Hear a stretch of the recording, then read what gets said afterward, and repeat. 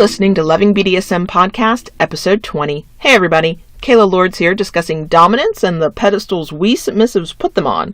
Welcome to the Loving BDSM Podcast. If this is your first time listening, glad to have you. If you're back for another week, welcome back. Loving BDSM is produced every Friday for your kinky pleasure and education, and show notes are found at kaylalords.com. Come back often and feel free to add the podcast to your favorite RSS feed or iTunes. If you love what you hear, we'd love a good review on iTunes to help other kinksters find us.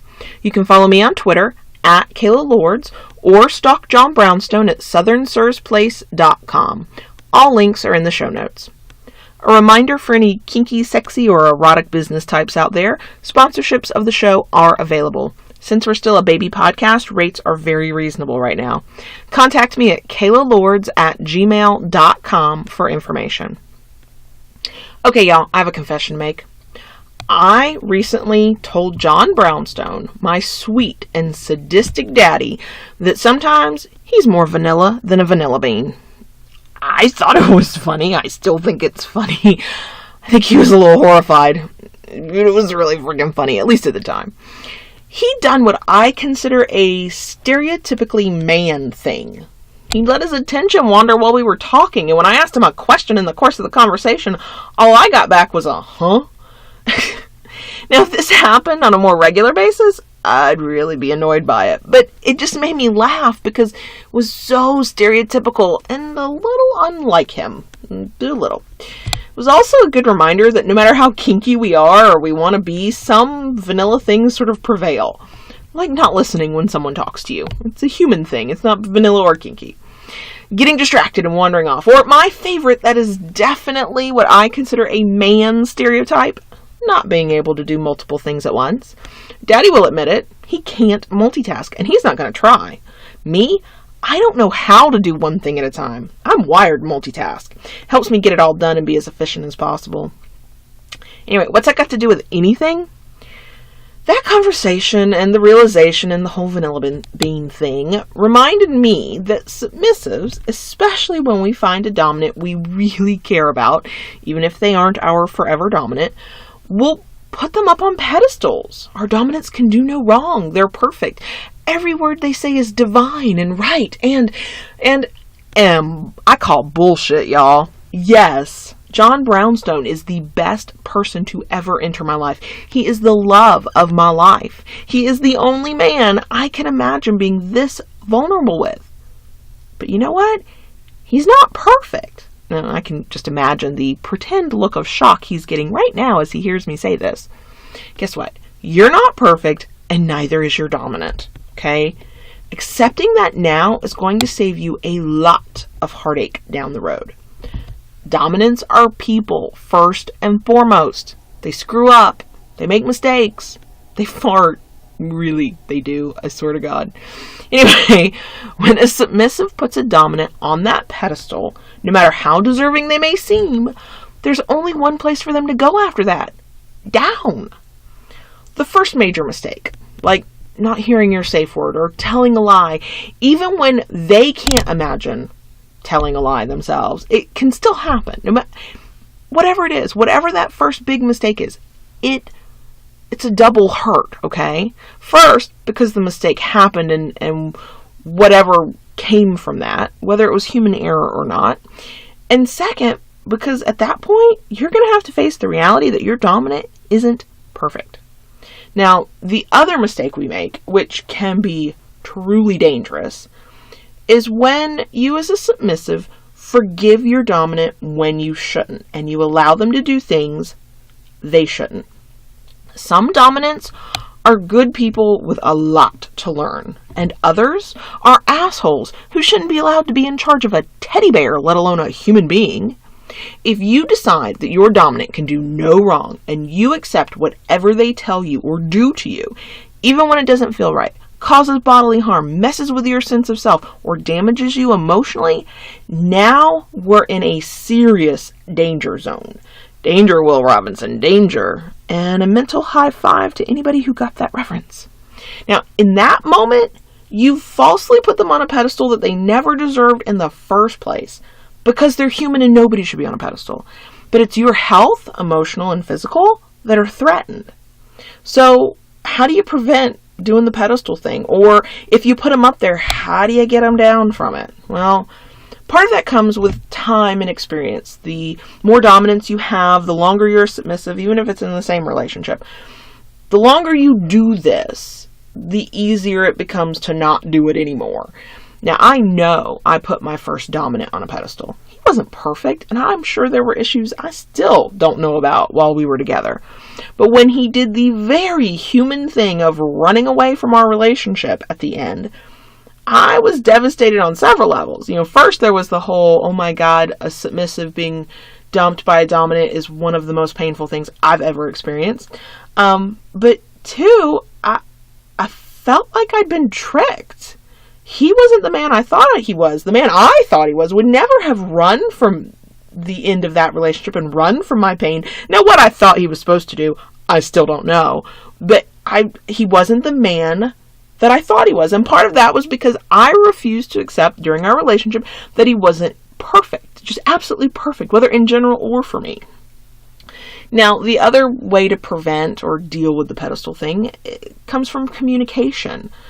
The more you communicate with each other, the more likely you are to see their flaws and their human side, and that pedestal thing's not going to happen.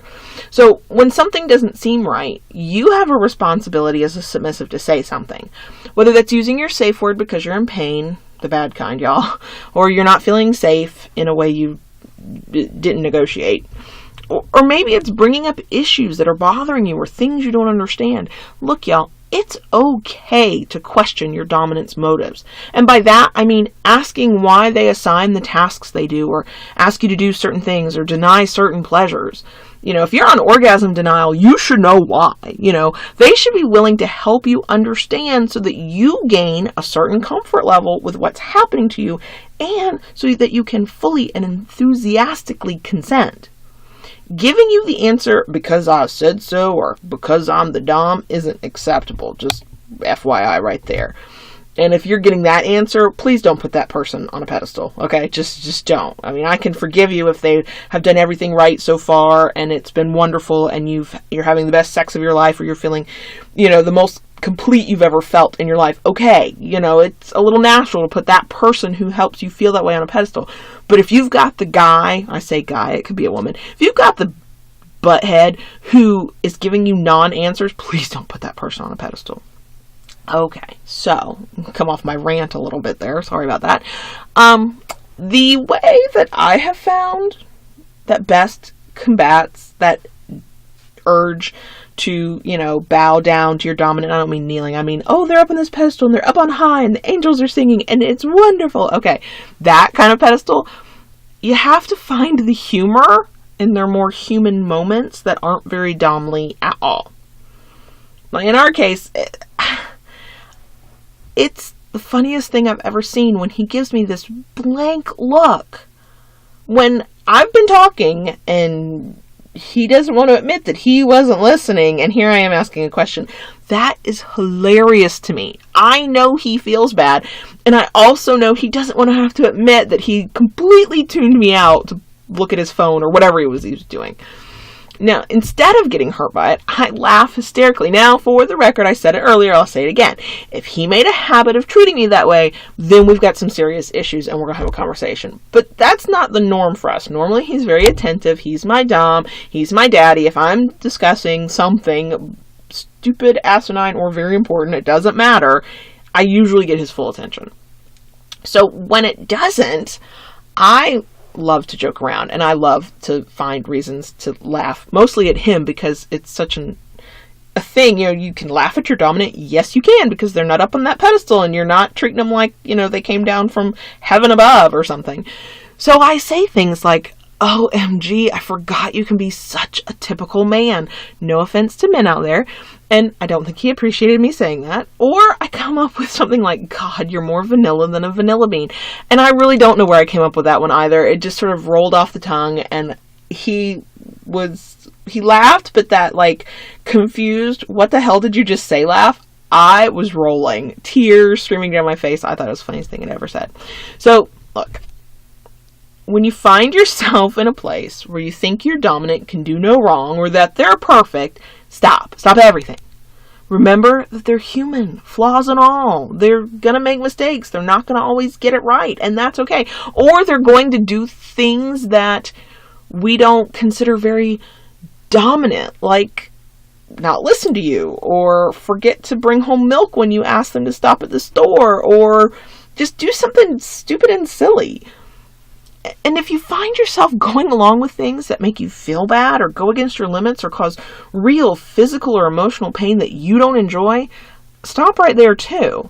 Dominants aren't right about all things all the time, and mistakes will get made.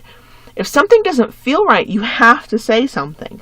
A good dominant will either explain things to you until you're comfortable, modify what they're doing because maybe they didn't know that they were going too hard or they were scaring you, or they'll stop altogether because that you're having an experience they didn't intend for you to have at all. The shitty ones, remember those guys? I say guys, it can be women too. But the ones that never deserve to be on the pedestal in the first place, they're going to lie, do it anyway, and then make you feel worse than ever.